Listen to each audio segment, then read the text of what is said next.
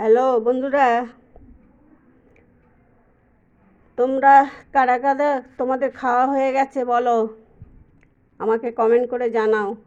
আমি এবার রান্না টান্না সেরে স্নান করে এই ভিডিও করছি। তোমরা কমেন্টে জানিও কেমন হলো। ভালো লাগলে বলো কমেন্টে। বেগুন ভাজা, কাঁচা লঙ্কা, পাঁপড় ভাজা, চিকেনের ঝোল, পালং শাক বড়ি দিয়ে।